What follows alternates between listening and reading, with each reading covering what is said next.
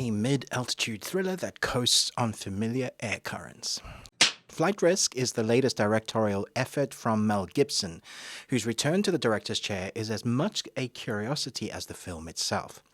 Gibson, of Braveheart and Hacksaw Ridge fame, has a knack for intensity, whether it's epic battlefields or the intimate horrors of war. But this time, he trades sprawling landscape for a much smaller and higher playing field, the confines of a small plane cutting through the Alaskan wilderness. It's a bold gamble given the challenges of one-location thrillers. But while Flight Risk doesn't entirely stick the landing, it still earns its wings as a slick, fast-paced ride. The film centers somewhat on Mark Wahlberg doing what Mark Wahlberg does best, playing a guy who's equally competent and deeply suspicious, slightly off-putting and fantastic to watch. If you've seen the trailer, it gives away that he's a pretty nasty character.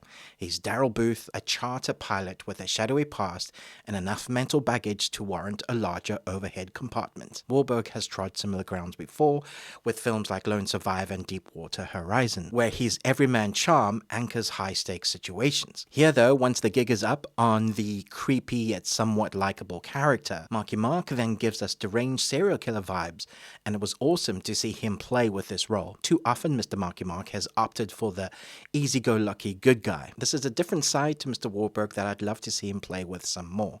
This isn't the first time we've seen him in these creepy roles, but it's been a long time since that. Then, of course, we have Michelle Dockery stepping out of her Downton Abbey corset to play U.S. Marshal Madeline Harris. Dockery's turn here is grounded and sharp, even if the script sometimes leaves her character circling predictable territory.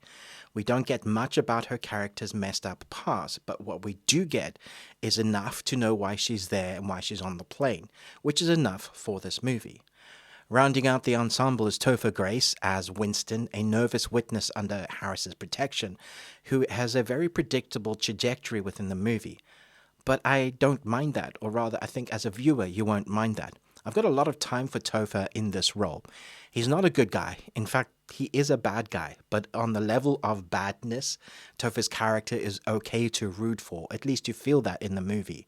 And in the end, you feel like you're rooting for him and you don't mind that. Gibson's secret weapon here is definitely Mark as chaos incarnate. Mark must have had so much fun with his character when he goes full crazy. It's like letting loose a grenade on a plane.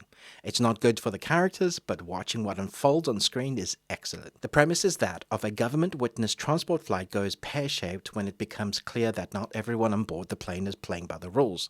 The result is obviously sky-high tension, mistrust amongst the passengers, and a fair bit of mid-air mischief. The one-location thriller is a tricky beast to get right, but Gibson minds the plane's cramped quarters and isolation for all they are worth, which keeps the suspense airborne for much of the runtime. Comparisons to Non-Stop and 7500 are inevitable, as both films similarly weaponize confined spaces to create a sense of claustrophobia and unease. And if you squint, you might even catch shades of Con Air. Though Flight Risks lacks the outrageous energy that made that cult classic soar, there are outrageous classic moments that you will appreciate in this film. One of the film's undeniable strengths is its aerial photography. The shots of the plane cutting through vast snow-capped wildernesses are breathtaking, offering moments of quiet beauty between the chaos. The stormfront sequences are particularly striking as well, with the camera careening and rolling to mirror the turbulence both outside and inside the plane.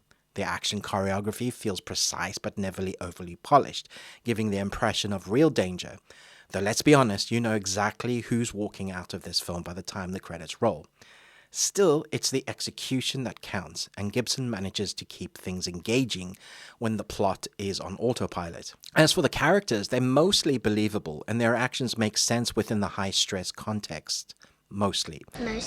There's an inevitable let the bad guy get up to mischief moment. Yes, they leave Wahlberg's Daryl unguarded long enough to scheme his way out of trouble. It's the kind of narrative convenience that makes you roll your eyes, but you also begrudgingly accept it because, well, without it, the story stalls out. It's a forgivable stumble in the film that otherwise feels airtight in its pacing and logic. At a tight 91 minutes, Flight Risks avoids the bloat that plagues many modern thrillers. It knows exactly what it is, a popcorn movie with just enough tension and style to keep you entertained. Gibson doesn't try to reinvent the genre, and that self-awareness works to the film's advantage.